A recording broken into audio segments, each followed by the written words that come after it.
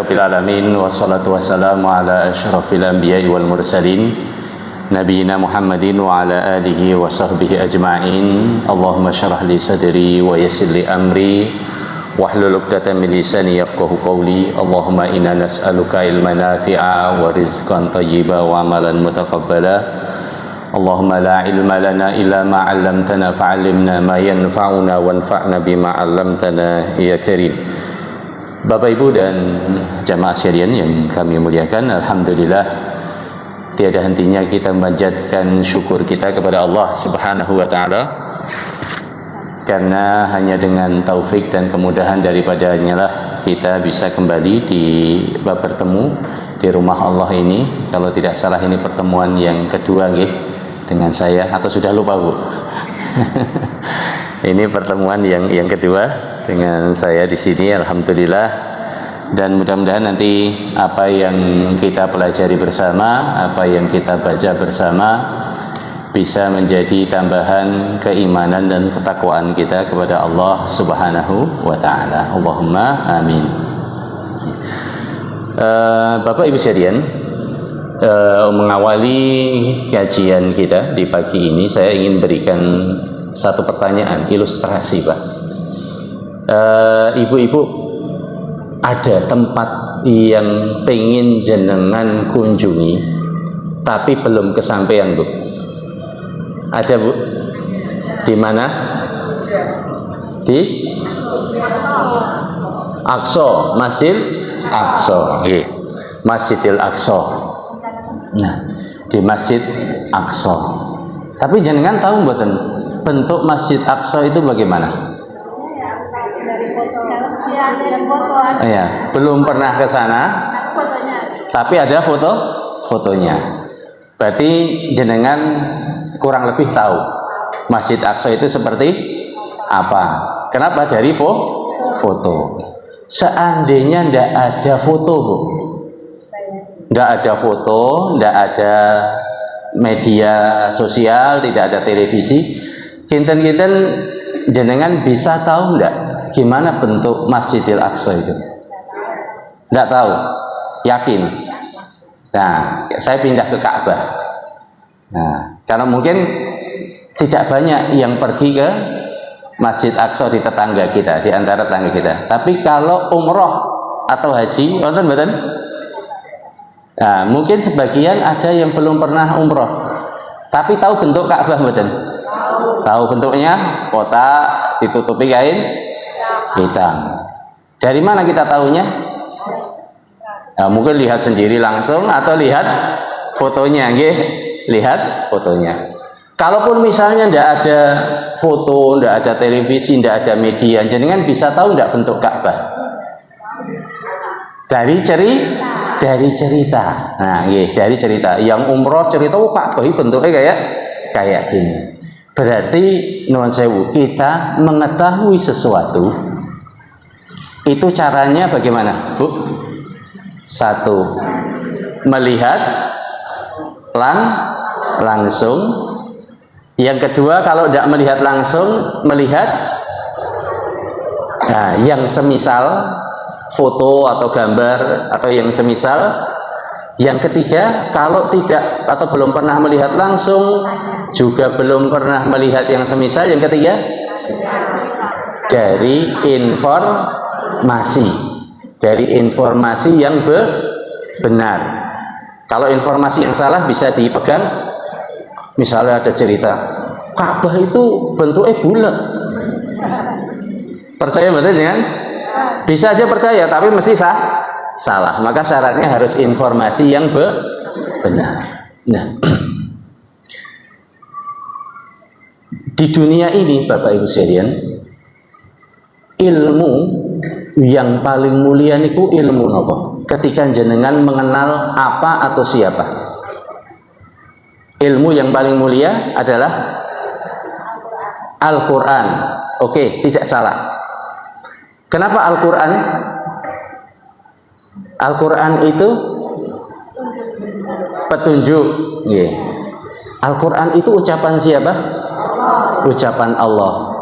Berarti mengenal yang punya ucapan adalah mengenal Allah Subhanahu wa taala. Kalau saya kenal Pak Presiden, jenengan kenal saya kenal Pak Presiden, kira-kira jenengan istilahnya apa? Status saya di hadapan jenengan lebih tinggi mboten? Rada lumayan mboten? Iya. Karena saya kenal Presiden. Nah, semakin seorang kenal sesuatu. Kenapa kok status saya jadi lebih tinggi? Karena saya kenal dengan Pak Presiden. Maka kalau kita kenal dengan Allah Subhanahu wa taala, kira-kira status kita naik mboten? Ya. Jadi suatu ilmu atau kita kenal sesuatu itu akan semakin mulia sesuai dengan kemuliaan apa yang kita ilmu, apa yang kita kenal. Kita ikut naik. Status kita ikut naik. Nah, di alam semesta ini, di dunia ini tidak ada zat yang lebih mulia selain daripada Allah Subhanahu wa ta'ala. Zat yang menciptakan saya dan jenengan semua. Tidak ada apa? Zat yang lebih mulia daripada Allah Subhanahu wa ta'ala. Oleh karena itu semakin kita mengenal Allah, kira-kira kita justru semakin hina atau semakin mulia, Bapak Ibu?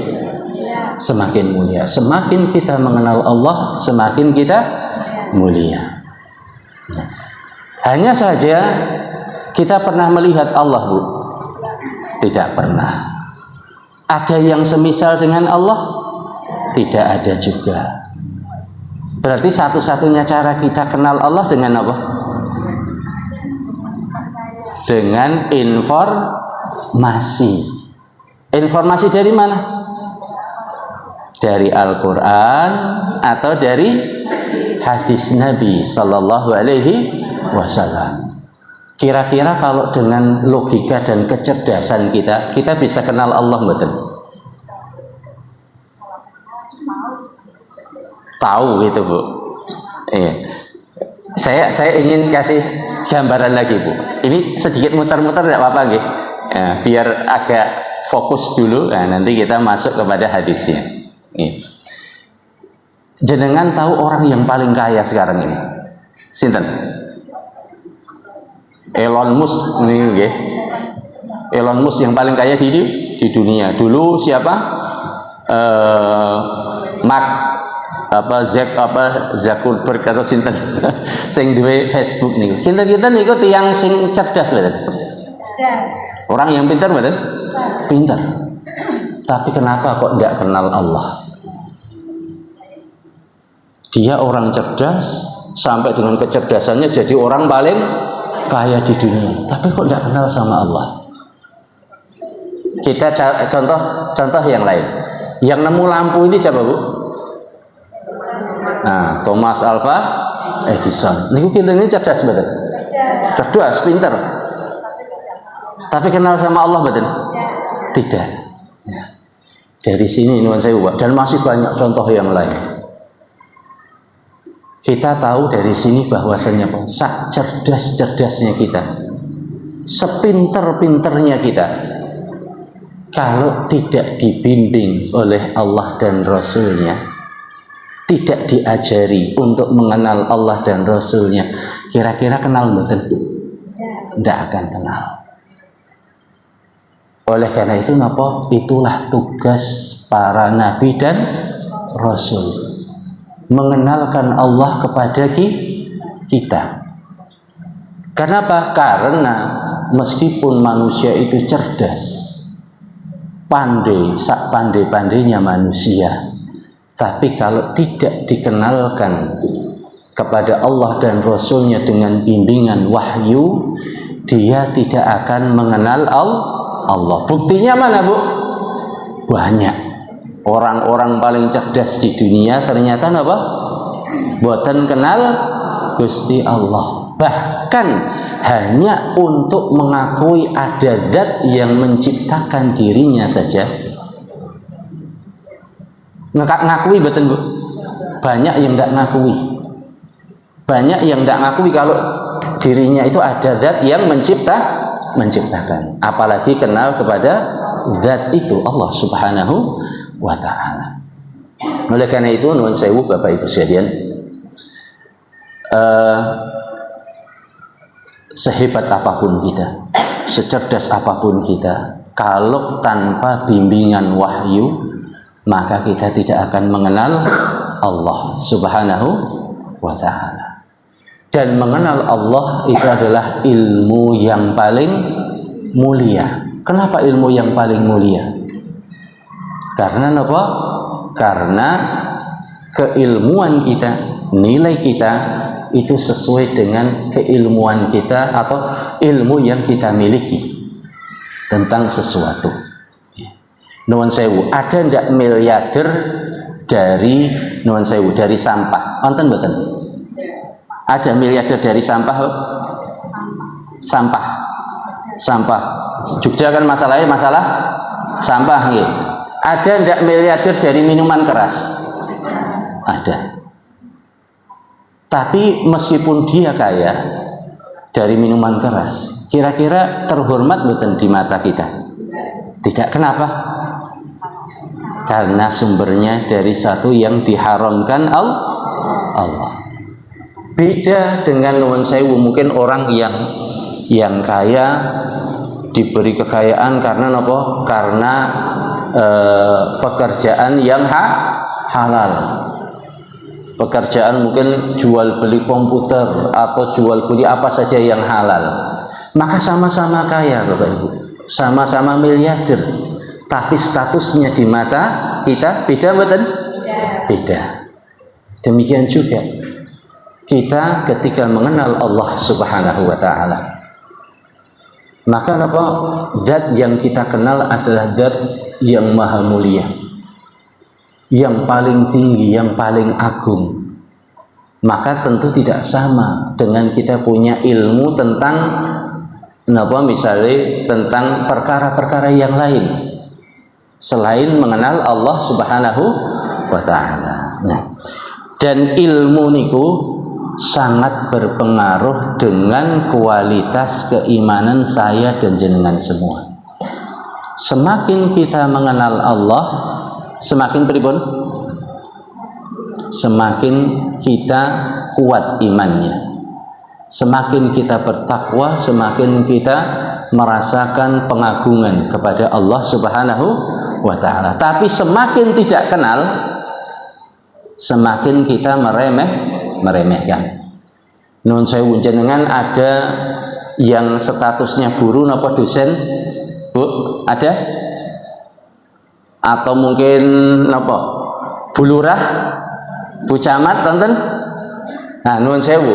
Kalau ada bu guru di antara muridnya, dia datang sama murid-muridnya. Murid-muridnya pripun sikap ini? Menunjukkan penghormatan, penghargaan. Tapi kalau bu guru ini pergi ke pasar, yang pasarnya dia tidak ada yang kenal, kira-kira ada yang memuliakan betul? Kenapa kok tidak dimuliakan? Karena tidak kenal. Demikian juga kita. Semakin kita mengenal Allah Subhanahu wa ta'ala, maka semakin ada pengagungan di dalam hati kita. Tapi semakin kita tidak kenal, semakin kita jauh, semakin pengagungan kepada Allah itu semakin apa? Melemah. Pramila Gusti Allah ngendikan wonten ing Al-Qur'an tentang orang-orang musyrikun. Wa ma qadarullaha haqqa qadrihi wal ardu jami'an qabdatuhu yaumal qiyamati was samawati matwiyatun biyamini. Allah Subhanahu wa ta'ala itu menceritakan tentang orang-orang kafir. Wa ma qadarullaha haqqa qadri. Mereka itu tidak mengagungkan Allah sebagaimana mestinya. Siapa Bu yang tidak mengagungkan Allah sebagaimana mestinya? Orang-orang kafir. Kenapa? Karena mereka tidak kenal dengan Allah. Padahal napa? Wal ardu jami'an qabdatuhu yaumal qiyamah. Padahal bumi itu semuanya ada di genggaman Allah Subhanahu wa ta'ala. Was samawati matwiyatun biyamini. Dan langit napa? Dilipat di tangan kanan Allah Subhanahu wa ta'ala. Jadi pada hari kiamat bumi digenggam oleh Allah, langit dilipat. Kira-kira itu zat yang sangat agung apa zat yang biasa-biasa mawon? Sangat agung. Lah kita ini di bumi ini seperberapa, Bu? Nah, kita ini di bumi kalau dilihat dari atas kira-kira kelihatan betul? Nggak ada nilai. Nah, Allah seperti itu. Allah menggenggam bumi, melipat langit. Tapi itu tidak menumbuhkan pengagungan di hati siapa? Orang-orang kafir. Kenapa? Karena mereka tidak mengenal Allah Subhanahu wa ta'ala. Nah, oleh karena itu Bapak Ibu sekalian, pada kesempatan kali ini saya ingin mengajak jenengan semua, diri saya dan jenengan semua, untuk belajar atau mempelajari pelajaran yang disampaikan disampaikan Rasulullah, yang diajarkan Rasulullah kepada kita tentang apa, Bu? Tentang Allah Subhanahu wa ta'ala, agar kita lebih mengenal Allah, agar hati kita semakin mengagungkan Allah Subhanahu wa ta'ala.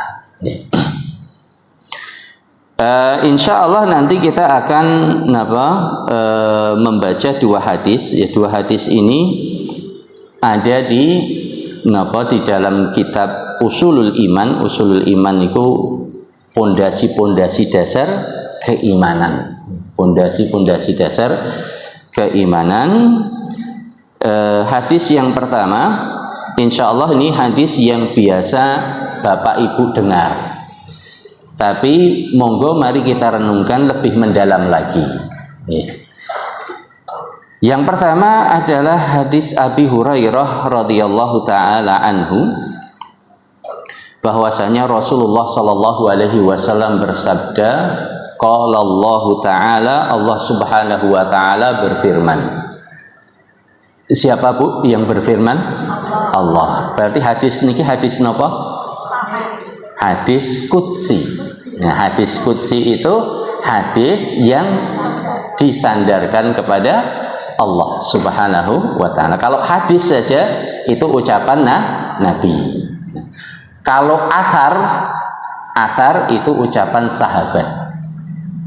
Jadi ada istilah kenapa, Pak? Ada athar, ada hadis qudsi. Athar itu ucapan para sahabat atau tabi'in, ya, murid-muridnya para sahabat. Hadis itu ucapannya Rasulullah sallallahu alaihi wasallam. Hadis qudsi itu ucapan Allah. Bedanya hadis qudsi sama Al-Qur'an apa, Bu? Kalau Al-Qur'an apa? Ya, dibaca tiap hurufnya dapat pahala. Kalau hadis qudsi itu ilmu. Kita baca, kita dapat pahala dari menuntut ilmu, bukan per hurufnya. Baik. Di sini Allah Subhanahu wa taala berfirman, "Ana aghna syuraka'i 'ani syirki." Allah berfirman, saya adalah zat, aku adalah zat yang paling tidak membutuhkan sekutu. Allah adalah apa? Zat yang paling tidak butuh sekutu. Lajeng apa? Lajeng Allah berfirman, man amila amalan. Barang siapa yang melaksanakan suatu amal, perbuatan, asyraka fihi ma'i ghairi, di dalam perbuatan itu dia mensekutukan diriku, maka apa? Kata Allah, taraktuhu wa syirkahu, maka aku biarkan, aku tinggalkan dia bersama sekutunya. Nah, hadis ini Bapak Ibu sekalian, napa tadi, Bu? Masih ingat, Bu? Lafadznya? Kata Allah napa? Aku adalah zat yang paling tidak membutuhkan sekutu. Barang siapa mengamalkan suatu amal, dia mensekutukan diriku dengan yang lain, maka apa? aku tinggalkan dia bersama sekutunya. Ya. Di dalam hadis ini Bapak Ibu sekalian,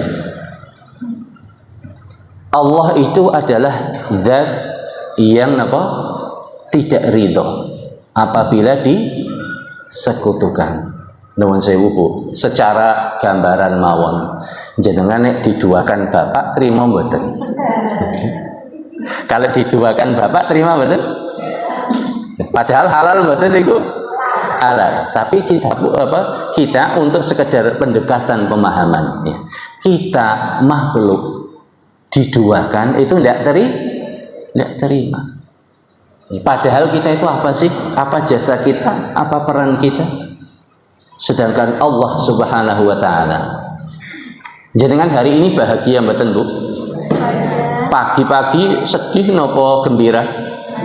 Baru bangun tidur sudah hatinya sudah senang. Ada sehat, lihat anak-anak ceria ya. Ada nikmat itu yang lepas dari karunia Allah Bu. Wonten mboten? Ada yang lepas yang bukan pemberian Allah? Tidak ada. Tidak ada nikmat yang kita dapatkan di dunia ini yang bukan pemberian Allah. Lah kok kemudian kita yang kita agungkan bukan Allah misalnya? Pantas mboten? Tidak pantas. Kita selalu mengagungkan akhlak yang mulia. Nggih mboten? Akhlak yang mulia itu akhlak yang terpuji. Kedudukan seorang itu sesuai dengan akhlaknya. Kita muamalah dengan manusia saja kita perhatian dengan akhlak.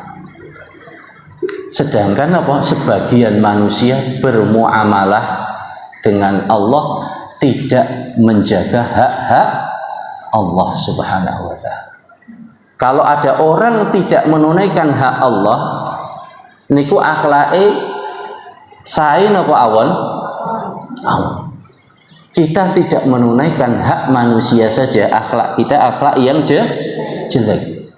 Apalagi kita tidak menunaikan hak Allah, maka itu sangat jelek. Maka itu sangat jelek. Pramila napa? Pramila dosa apa saja itu apabila Allah berkehendak Allah ampuni. Kecuali apa? Syirik. Kenapa syirik? Karena kalau orang berbuat kesyirikan itu dia tidak menunaikan hak yang paling mendasar. Hak Allah yang paling mendasar. Dia berbuat akhlak yang sangat jelek kepada Allah Subhanahu wa ta'ala. Nah, oleh karena itu hak yang paling mendasar yang harus kita tunaikan kepada Allah adalah tidak menduakan Allah, tidak mensekutukan Allah. Dalam hal nopo Bapak Ibu? Bentuk-bentuk mensekutukan Allah contohipun apa? Misalipun orang-orang Nasara mengatakan Isa adalah putra Allah. Niku mensekutukan Allah ndak boten? Iya, mensekutukan Allah pada napa? Menduakan Allah pada napa? Pada zatnya. Anak itu dari mana? Dari bapaknya. Maka ketika seorang mengatakan Allah punya anak, itu hakikatnya mensekutukan Allah pada zatnya, menduakan zat Allah. Pramila apa? Contoh ini sinten? Nasara mengatakan Isa adalah putra Allah. Yahudi mengatakan apa? Uzair anak Allah. Orang-orang musyrik Quraisy, orang-orang musyrik Arab mengatakan apa? Malaikat-malaikat adalah putri-putri Allah. Berarti itu apa? Bentuk menduakan Allah pada zatnya. Tidak boleh. Atau orang Majusi mengatakan ada Tuhan kebaikan, ada Tuhan kegelapan. Berarti ada berapa Tuhan? Dua Tuhan. Contoh sanesipun Bapak Ibu, yang ini sering atau jarang disadari oleh sebagian kaum muslimin. Ketika ada orang ingin punya hajatan, dia pergi ke pawang hujan. Mbah, saya besok punya hajat. Tolong hujannya ditahan. Pareng mboten, Bu? Kenapa kok tidak boleh? Nah, mengatur alam semesta niku sinten? Perbuatan sinten? Ya, kekuasaan Allah, perbuatan Allah.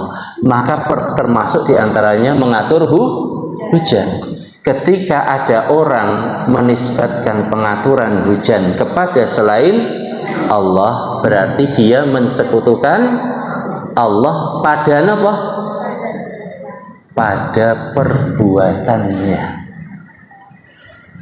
Allah itu yang menghidupkan, mematikan, memberi rizki, memberi kesehatan, menimpakan musibah.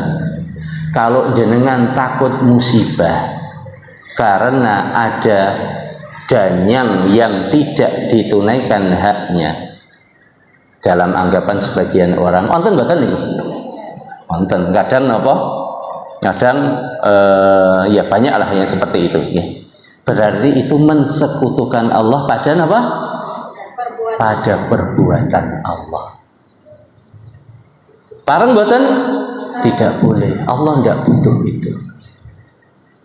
Makanya kalau ada orang melakukan perbuatan syirik, perbuatan maksiat, itu intinya dia mensekutukan Allah pada ketaatan. Maka Allah akan biarkan, ditinggalkan. Seperti dalam hadis tadi. Apa maksud ditinggalkan, Bu? Kalau di dunia taufik Allah tidak memberikan taufiknya. Maka semakin seorang bergelimang dalam kemaksiatan, semakin jauh dari taufik dan pertolongan Allah. Semakin orang berbuat kesyirikan, semakin hitam hatinya, semakin jauh dari hidayah Allah. Kalau di akhirat, Pak, Bu, kalau di akhirat nanti ketika orang-orang yang beriman itu diberi cahaya, ya, di sirat atau di akhirat nanti diberi cahaya orang-orang yang beriman. Kalau orang-orang yang hatinya ada kemunafikan, kemunafikan itu kekufuran bukan, Bu? Kufuran.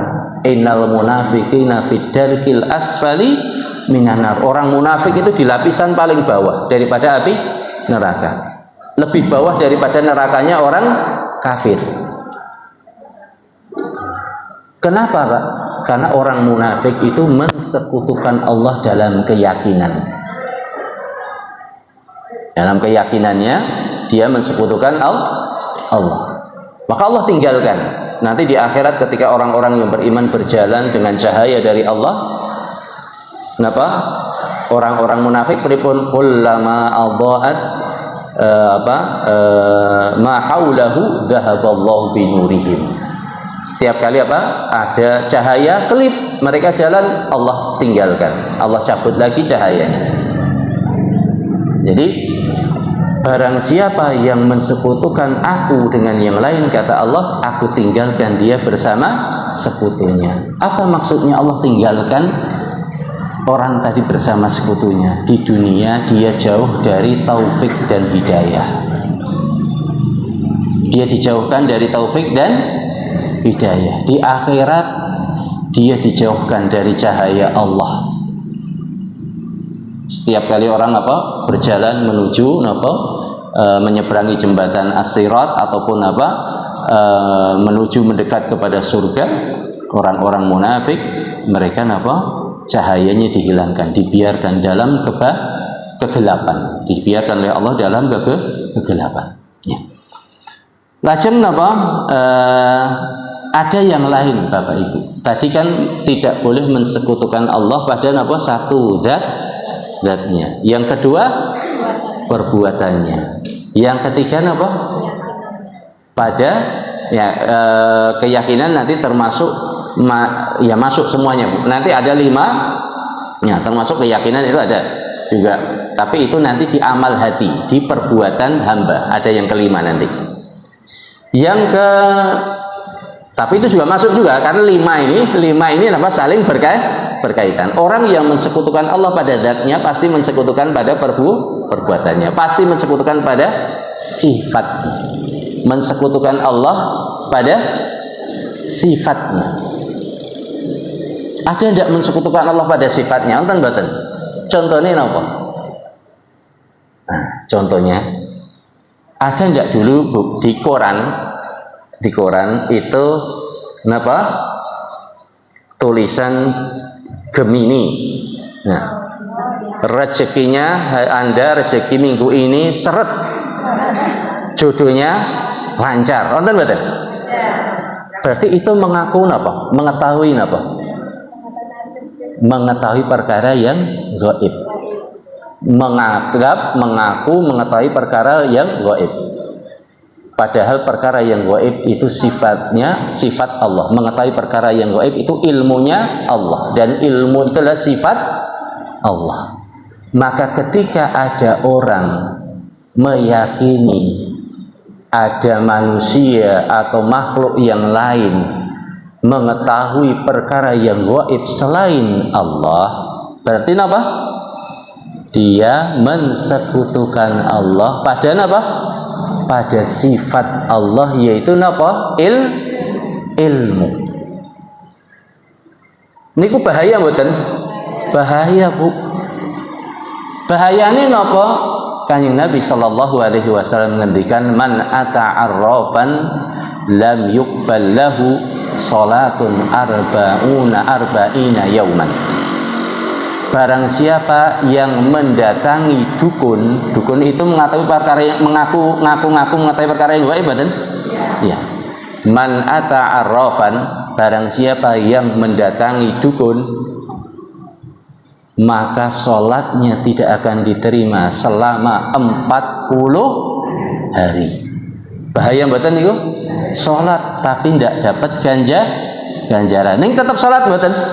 Nah, tetap sholat, yang mboten sholat tambah gede itu sana.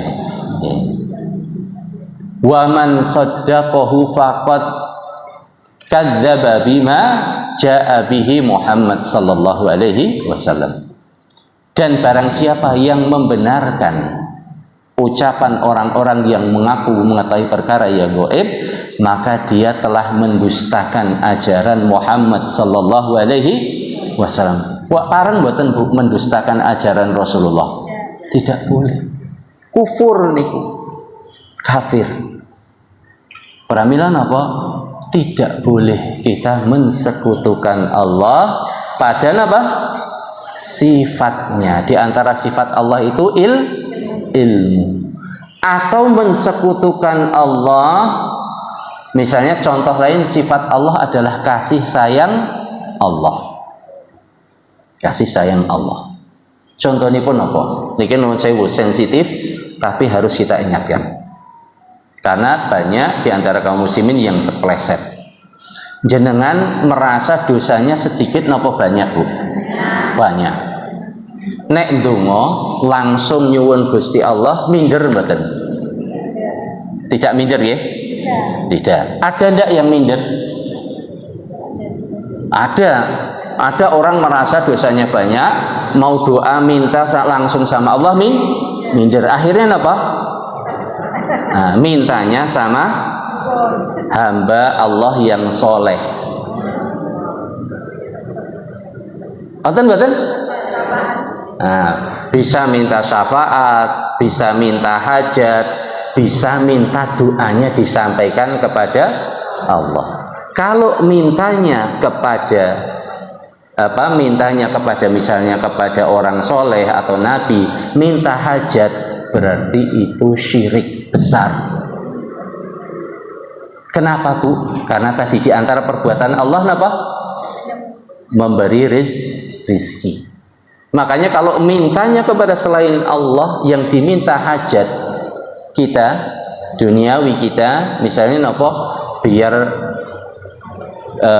dagangannya laris, rezekinya lancar, maka itu syirik akbar, syirik besar yang mengeluarkan seorang dari Islam. Kenapa? Karena mensekutukan Allah pada perbuatannya dan mensekutukan Allah dalam ibadah. Tapi ada yang minta disampaikan hajatnya. Ada yang minta disampaikan hajatnya. Maka niki napa? Ini sebetulnya juga bentuk napa? Kesyirikan tapi tidak disadari.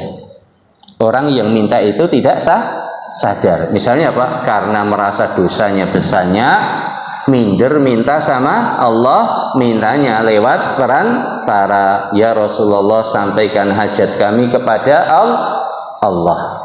Dia secara tidak sadar sudah mensekutukan Allah dalam nopo kasih sayangnya. Kira-kira Allah dengan Rasulullah siapa yang lebih sayang kepada kita? Allah. Kenapa tidak minta langsung kepada Allah? Mintanya kepada Nabi. Tidak sadar menganggap Rasulullah lebih sayang kepada kita. Makanya kita ada orang ngambil perantara. Jadi kalau minta seperti itu termasuk apa? Tidak sampai syirik akbar. Tapi itu merupakan apa? Suatu kebid'ahan dan bentuk mensekutukan Allah secara tidak sadar pada apa? Sifatnya, yaitu sifat apa? Kasih sayang. Menganggap ada yang lebih sayang kepada kita daripada Allah. Padahal kalau kita minta langsung itu lebih Allah cintai. Semakin kita merasa banyak dosa, semakin Allah sayang sama kita. Tapi semakin kita merasa suci, maka apa? Nah, itu justru menjauhkan kita dari Allah Subhanahu wa taala. Oleh karena itu Rasulullah bersabda apa? Kepada Abdullah bin Abbas, "Idza sa'alta fas'alillah." Kalau kamu mau minta, mintalah langsung sama Allah, bukan mintalah lewat saya, tidak. Nah, itu bentuk di antara bentuk apa? Mensekutukan Allah pada kasih sayangnya secara tidak langsung, secara tidak sadar. Kemudian yang keempat, Bapak Ibu sekalian, bentuk mensekutukan Allah pada namanya, pada nama-nama Allah. Ada enggak, Bu? Contohnya seperti apa? Contohnya adalah apa yang dilakukan oleh orang-orang musyrik jahiliyah. Mereka mengambil nama Allah Al-Ilah. Al-Ilah itu zat yang maha berhak untuk diibadahi. Ini diambil nama perempuannya, Al-Lata. Al-Ilah seperti kalau muslimah, muslim laki-laki, kalau muslimah perempuan, mukmin laki-laki, mukminah perempuan. Al-Lata itu isim mudzakkar, Al-Ilah itu isim mudzakkar. Al-Lata napa? Bentuk perempuannya. Nah, orang-orang kafir Quraisy mereka menamai sesembahan mereka dengan Al-Lata, yaitu apa? Tuhan wanita. Nah, ini mensekutukan Allah pada apa? Namanya. Diambil dari nama Allah satu bentuk nama, kemudian diberikan kepada selain Allah. Ada juga dahulu namanya Rahmanu Al-Yamamah. Rahman di antara nama Allah apa? Ar-Rahman, yang maha pengasih. Yamamah itu negeri di utaranya Yaman. Ada orang yang sangat dermawan, Bu. Sampai-sampai dijulukin apa? Rahmanul Yamamah, yang maha pengasihnya negeri Yamamah. Jadi nama Allah Ar-Rahman diambil diberikan kepada selain Allah. Maka ini mensekutukan Allah pada namanya, menduakan Allah pada namanya. Dan yang kelima bentuk mensekutukan Allah yaitu apa? Mensekutukan Allah dengan perbuatan hamba atau dengan peribadahan hamba. Peribadahan hamba ini apa? Bisa ibadah hati, bisa ibadah lisan, bisa ibadah anggota badan. Ibadah hati contohnya pun apa? Rasa cinta, Bapak Ibu. Rasa cinta itu ibadah. Cinta kepada Allah, cinta kepada Rasulnya itu bernilai ibadah. Kalau ada orang atau benda yang lebih kita cintai, atau sama kecintaan kita kepada benda itu atau kepada orang itu dengan kecintaan kepada Allah, maka ini namanya apa? Mensekutukan Allah pada atau dengan amal hati.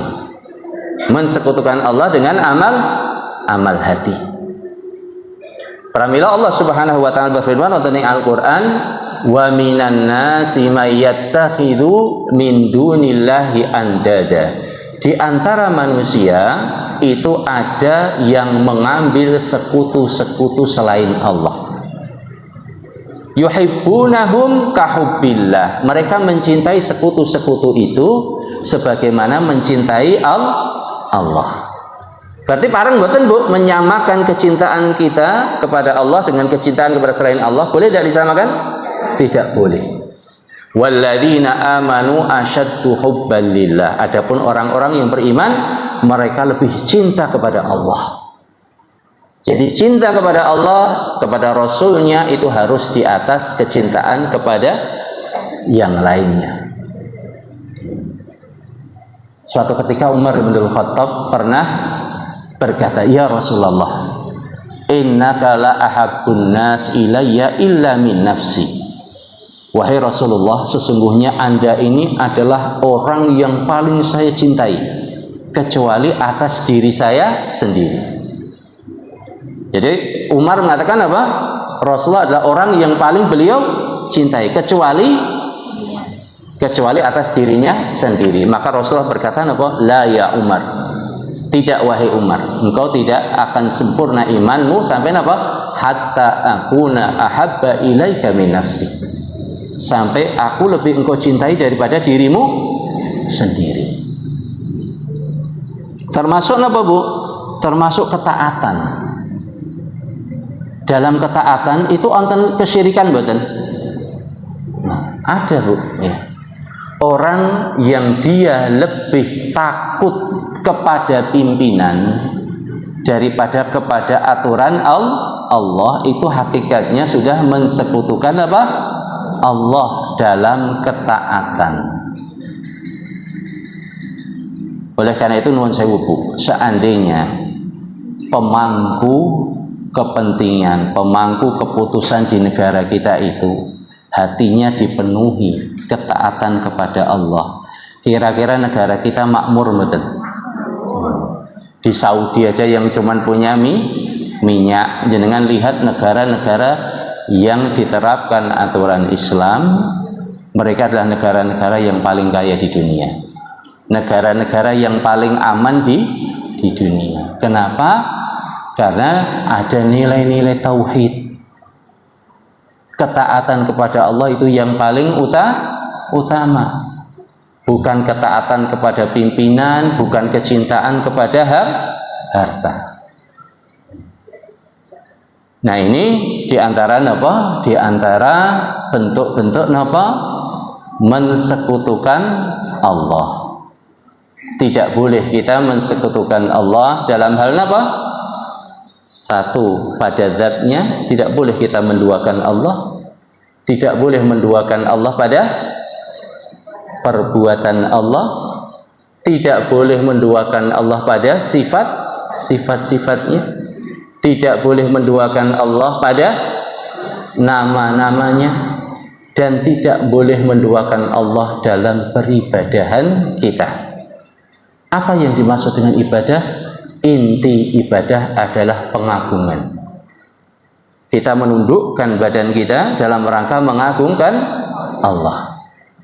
Maka semua bentuk ibadah terkandung dua unsur. Satu unsur pengagungan, yang kedua dilakukan dengan ridho dan kecintaan. Ridho dan cinta dan apa? Pengagungan. Oleh karena itu apa? Kita rukuk. Rukuk kepada siapa, Bu? Kepada Allah. Karena rukuk itu kita tundukkan badan kita. Kita menghinakan badan kita dalam rangka mengagungkan Allah. Kita sujud, kita tundukkan badan kita dalam rangka mengagungkan Allah. Kita menyembelih, menumpahkan darah daripada makhluk Allah dalam rangka mengagungkan Allah. Oleh karena itu kalau ada orang cari kesaktian atau pesugihan, biasanya ada syarat napa? Korban. Entah kambing yang hitam atau ayam yang putih bersih, atau ada yang dikorbankan. Kenapa? Karena menumpahkan darah makhluk Allah itu adalah pengagungan. Harusnya kita berikan semata-mata kepada Allah, tidak boleh diberikan kepada selain Allah. Kita sampai jam berapa, Bu? Sampai jam 10. Oh, nggih. Berarti masih panjang nih, ya. Masih connect, Bu? Masih connect, ya? Insyaallah. Baik. Jadi kita berpindah kepada hadis yang kedua. Kalau tadi kita mengenal apa? Hak-hak Allah Subhanahu wa taala. Nah, pada hadis yang kedua, yaitu Rasulullah mengajarkan kepada kita 5 pelajaran yang berkaitan dengan sifat Allah. Ya, sifat-sifat Allah atau perbuatan-perbuatan Allah. Nah, hadis yang kedua ini diriwayatkan oleh Al-Imam Muslim, berarti hadis yang sahih dari sahabat yang bernama Abu Musa Al-Asy'ari. Sahabat Abu Musa Al-Asy'ari, beliau berkata, qama fina Rasulullah bi 5 kalimatin faqala. Abu Musa Al-Asy'ari berkata, suatu ketika Rasulullah berdiri di hadapan kami menyampaikan 5 pelajaran. Apa saja 5 pelajaran ini? Yang pertama, beliau bersabda, innallaha la yanamu wa la yanbaghi lahu an yanam. Sesungguhnya Allah itu tidak tidur dan tidak sepatutnya bagi Allah untuk tidur. Allah itu tidak tidur dan tidak sepatutnya bagi Allah untuk tidur. Nah, ini nanti kita bahas. Kita lanjutkan dulu, Bu, hadisnya. Kemudian pelajaran yang kedua, kata Nabi, yakhfidul qista wa yarfa'u. Allah itu mengangkat al-qista. Al-qista itu timbangan. Mengangkat timbangan dan menurunkannya, atau menurunkan timbangan dan mengangkatnya. Nanti kita juga bahas. Mudah-mudahan waktunya cukup. Kemudian pelajaran yang ketiga, yurfa'u ilaihi amalul lail qabla amalin nahar wa amalun nahar qabla amalil lail. Pelajaran yang keempat, ketiga atau keempat? Oh, ketiga. Oh, ya. Berarti masih connect, Bu. Yang ketiga, amal hamba, amal kita di malam hari itu diangkat kepada Allah sebelum amal siang, dan amal siang itu diangkat, dihadapkan kepada Allah sebelum amal malam. Jadi setiap hari malaikat itu silih berganti ada di antara kita. Kiraman katibin, ada kiraman katibin, ada malaikat yang mulia dan dia menulis semua amal kita. Amal malam diangkat, amal sebelum amal siang. Nanti amal siang juga diangkat, dihadapkan, ditunjukkan kepada Allah. Kemudian pelajaran yang keempat ya, hijabuhun nur. Allah itu menutupi dirinya dengan apa? Cahaya. Allah menutupi dirinya dengan cahaya. Berarti kita bisa melihat Allah, mboten Bu? Di dunia kita tidak akan sanggup. Kemudian apa? Yang kelima, lau kasyafahu la ahraqat subuhatu wajhihi man taha ilaihi basaruhu min khalqihi. Seandainya Allah menyingkap hijab tadi, tirai penutup tadi, maka nopo cahaya wajah Allah, cahaya wajahnya itu akan membakar semua makhluk yang terlihat oleh Allah. Yang membakar apa Bu? Cahaya Allah. Cahaya wajah Allah itu akan membakar seluruh makhluk yang terlihat oleh Allah. Kira-kira ada makhluk yang tersembunyi mboten? Tidak ada. Berarti bagaimana? Seandainya Allah menyingkapkan hijabnya, menyingkapkan tirainya tadi, maka hancurlah seluruh alam semesta. Karena tidak ada yang tersembunyi dari penglihatan Allah Subhanahu wa ta'ala. Ini pelajaran yang agung napa mboten Bu? Sangat agung. Menunjukkan betapa agungnya kekuasaan Allah. Nah, sekarang kita pelajari satu persatu. Pelajaran yang pertama, innallaha la yanamu wa la yanbaghi lahu an yanam. Sesungguhnya Allah itu tidak tidur dan tidak patut bagi Allah untuk tidur. Kenapa Bu? Ini menunjukkan apa? Menunjukkan betapa sempurnanya sifat hidup Allah Subhanahu wa ta'ala. Allah itu maha hidup dan kehidupannya maha sempurna. Kalau jenengan tidak tidur, niku sehat napa mboten? Tidak sehat. Yang sehat jenengan bisa tidur, itu baru sehat. Nah, sifat tidur bagi kita adalah sifat kesempurnaan. Tapi bagi Allah adalah sifat kekurangan. Maka Allah harus disucikan dari sifat apa? Tidur atau ngantuk atau lupa. Allah maha suci dari sifat-sifat ini. Oleh karena itu ketika jenengan dalam kondisi sempit, minta pertolongan kepada Allah, ayat nopo yang jenengan baca Bu? Ayat kursi. Kenapa kok ayat kursi? Ya, ayat kursi ini bunyinya apa? Allahu la ilaha illa huwal hayyul qayyum. Allah dialah zat yang tidak ada yang berhak diibadahi kecuali Dia. Al-Hayyu yang maha hidup, Al-Qayyum yang maha mengatur semesta alam. Oleh karena itu kalau ada orang meyakini ada yang mengatur alam semesta selain Allah, berarti mensekutukan apa? Allah pada apa? Pada perbuatannya. Mengatur hujan, menimpakan musibah, melapangkan rezeki, menyempitkan rezeki.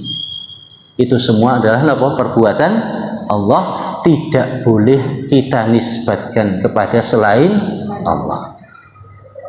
La ta'khudhuhu sinatun wala naum. Allah itu tidak lupa, tidak ngantuk, juga tidak tidur. Allah itu tidak lupa dan tidak tidur. Kenapa? Ini menunjukkan betapa sempurnanya kehidupan Allah. Oleh karena itu nuwun sewu, ketika kita berbuat maksiat, itu kapan kita nyaman berbuat maksiat? Kapan Bu? Ketika merasa Allah tidak ngawasi. Ya. Ketika kita imannya lemah, merasa aman dari pengawasan Allah, kita bisa berbuat maksiat. Tapi begitu kita merasakan pengawasan Allah sangat kuat, kita merasakan pengawasan Allah, kira-kira nyaman mboten berbuat maksiat? Tidak nyaman sama sekali. Nah, oleh karena itu semakin kita mengenal sifat Allah, bahwasanya Allah itu Al-Hayyu, yang maha sempurna hidupnya, yang maha hidup, Al-Qayyum, yang maha mengatur alam semesta, maka apa? Kita tidak akan merasa apa istilahnya aman ketika berbuat maksiat, juga tidak akan takut kecuali kepada Allah. Alladzina qala lahumun nas innan nasa qad jama'u lakum fakhshawhum fazadahum imana wa qalu hasbunallahu wa ni'mal wakil. Ciri orang-orang yang beriman itu kalau diancam, Bu, ada orang manusia sudah berkumpul untuk mencelakai kita, apa jawaban mereka? Zadahum imana, iman mereka justru bertambah. Wa qalu hasbunallahu wa ni'mal wakil, cukup bagi kami Allah Subhanahu wa taala sebagai penolong. Terus menika wau napa? Allah itu tidak tidur dan tidak sepatutnya bagi Allah untuk tidur, menunjukkan kemahasempurnaan Allah dalam sifatnya itu hidup dan mengatur alam semesta. Kemudian pelajaran yang kedua, yakhfidul qista wa yarfa'u, menurunkan timbangan dan mengangkatnya. Timbangan apa niki, Bu? Timbangan bisa para ulama menyebutkan ada kemudian dimaksud dengan timbangan di sini adalah timbangan rezeki. Timbangan rezeki. Berarti kalau kita tahu bahwasanya Allah itu menurunkan kadar rezeki, menaikkan kadar rezeki. Ketika kadar rezeki kita turun, warungnya sepi, sedih mboten?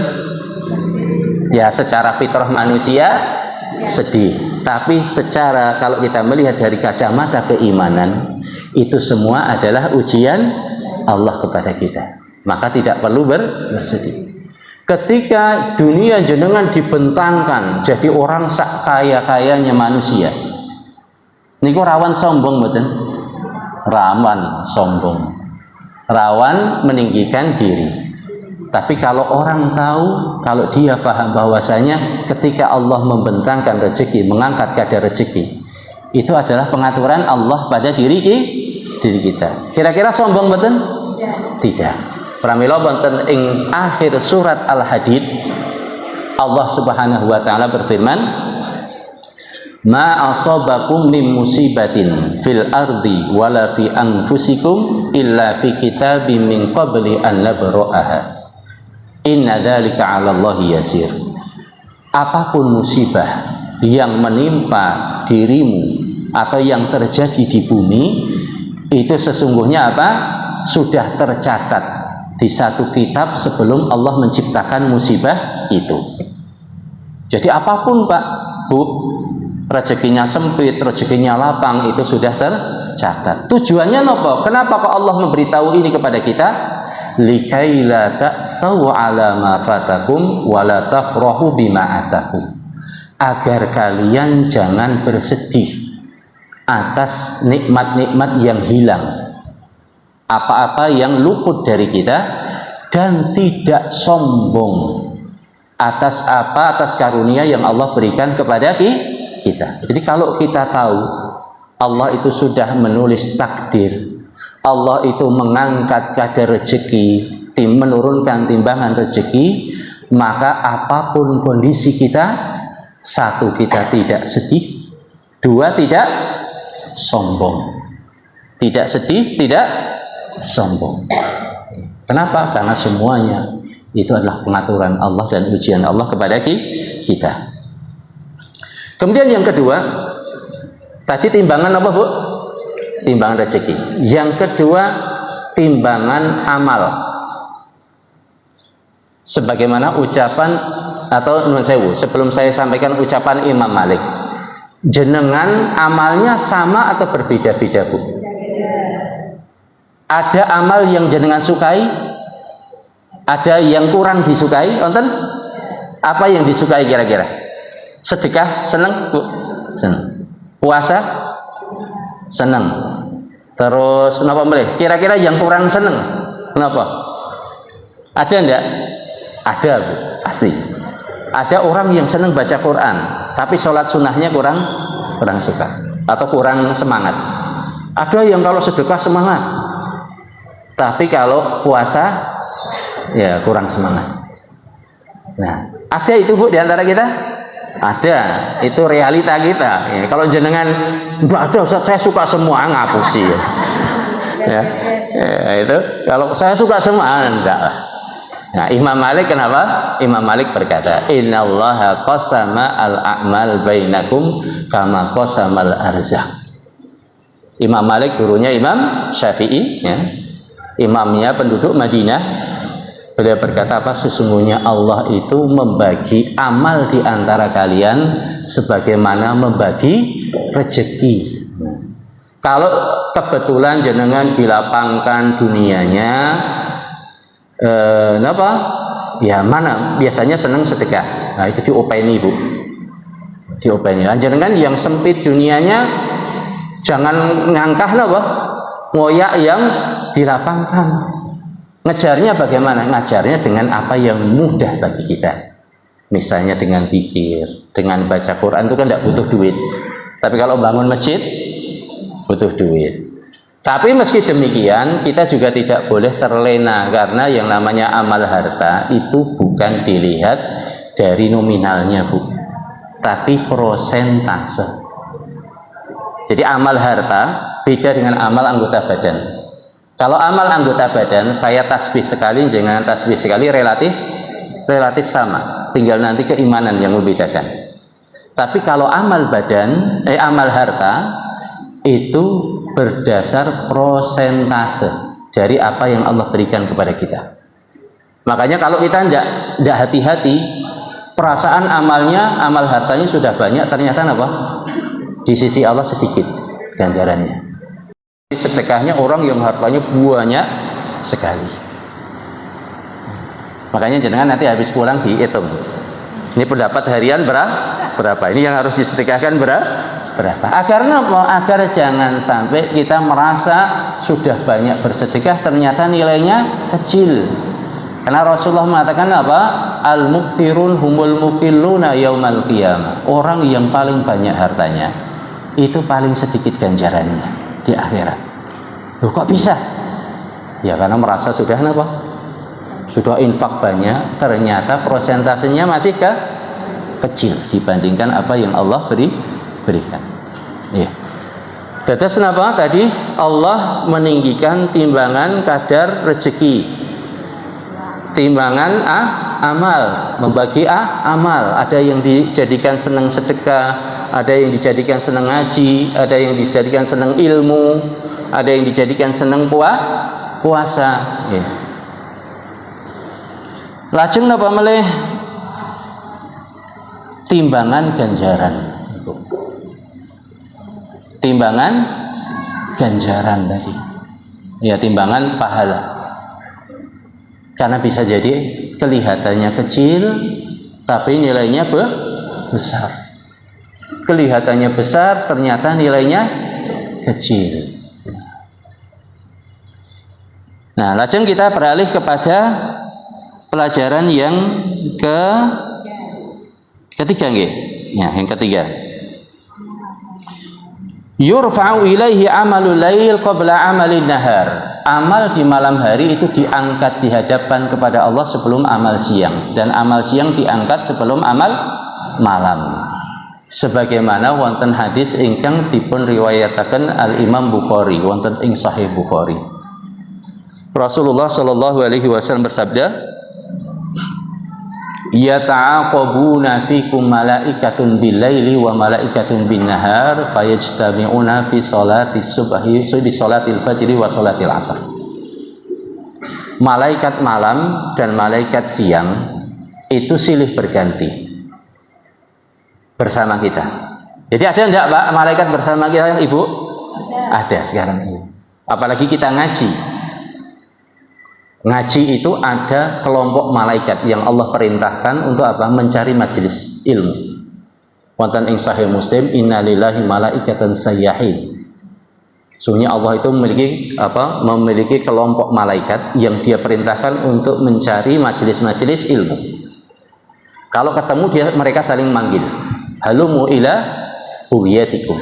Ayo kita ngumpul di tempat yang kalian memang cari. Terus kenapa? Malaikat malam dan malaikat siang itu silih berganti dan bertemu di dua sholat. Sholat apa?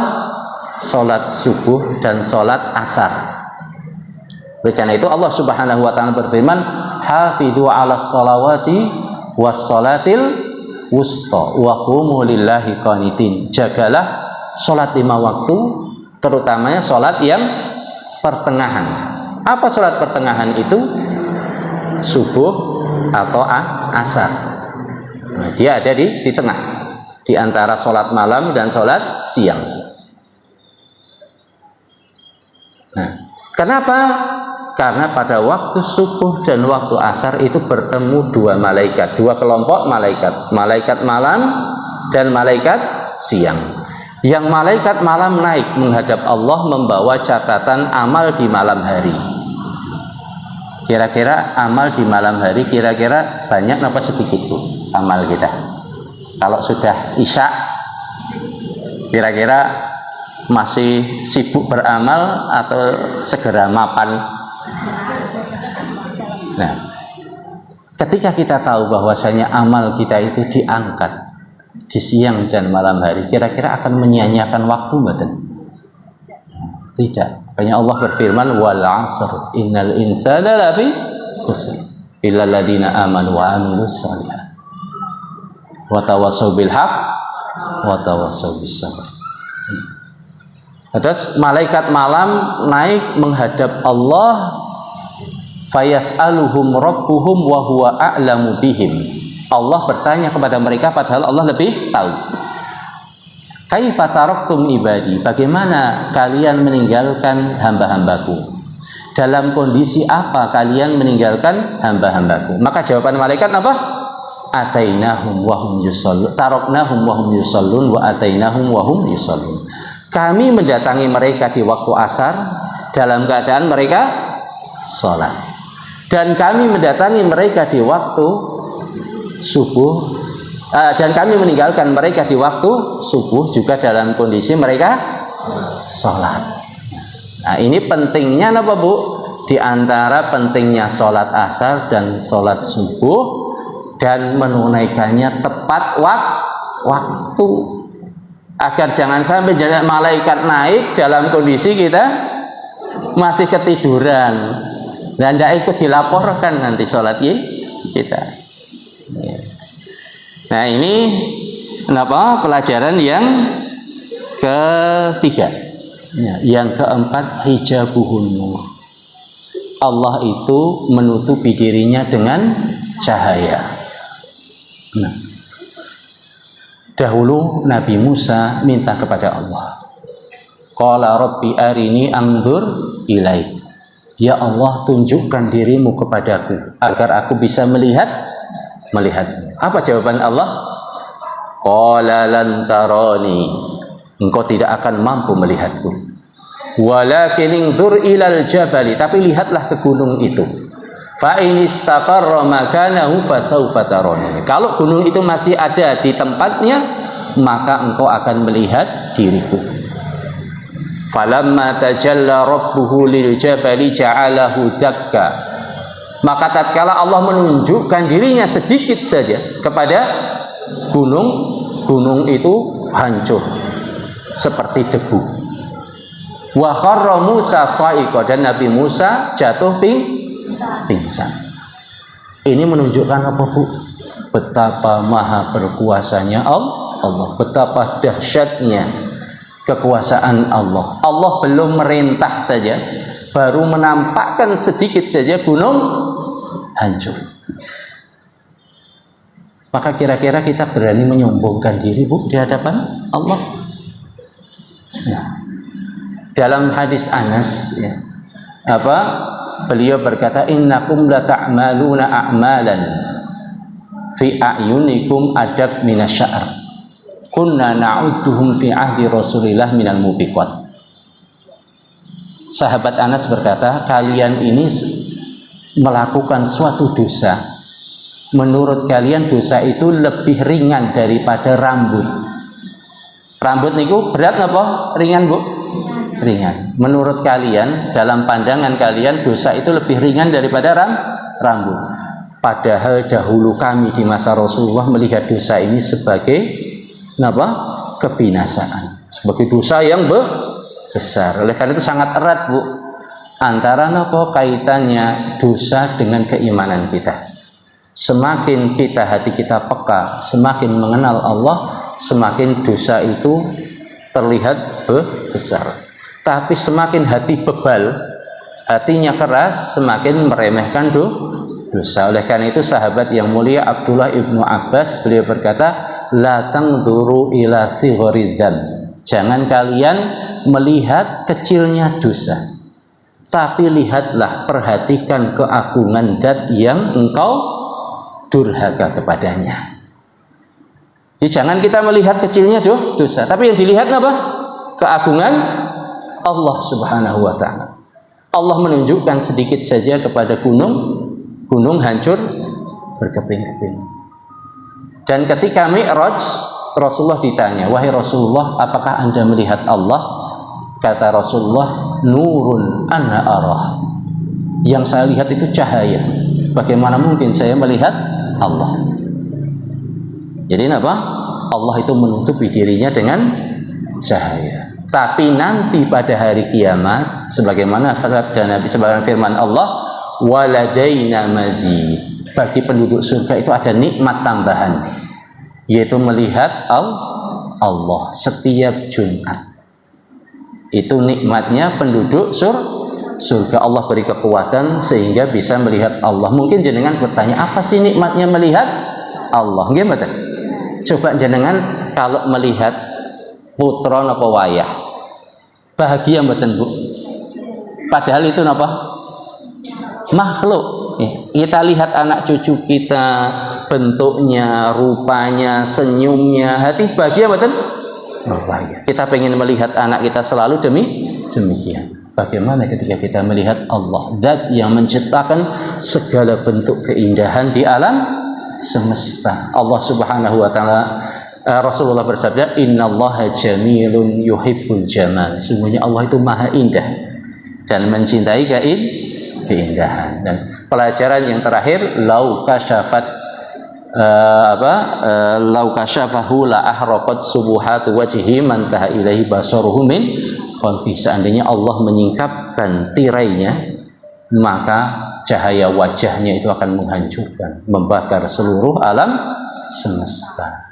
Di sini ada satu sifat, Allah itu memiliki wajah, dan wajahnya bercahaya, dan cahaya ini cukup untuk menghancurkan seluruh alam semesta. Itu hanya cahaya, itu cahaya Allah. Itu menunjukkan bagaimana besarnya kemahakuasaan Allah Subhanahu wa ta'ala. Mudah-mudahan dengan pelajaran ini kita bisa mengagungkan Allah sebagaimana mestinya. Jangan sampai seperti orang-orang musyrikin, wa ma qadarullaha haqqa qadrih. Mereka tidak mengagungkan Allah sebagaimana mestinya. Demikian Bapak Ibu sekalian, jamaah yang kami muliakan, pelajaran kita untuk kesempatan kali ini.